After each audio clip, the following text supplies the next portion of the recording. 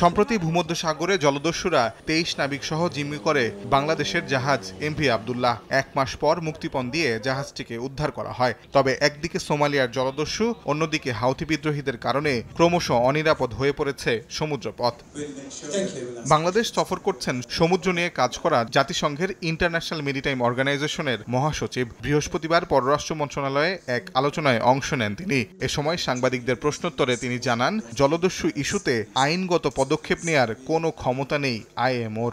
Maritime transport sector, in this case shipping, needs to then work with probably foreign affairs or at the same time the customs department into how the seafarers and the rules can be implemented.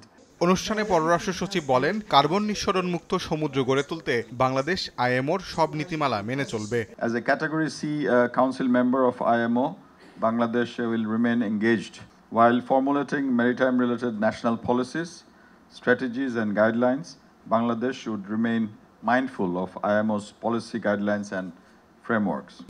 নগদে 500 টাকা বা তার বেশি পেমেন্টে পেতে পারেন ঢাকায় জমিসহ 20 কোটি টাকার পুরস্কার।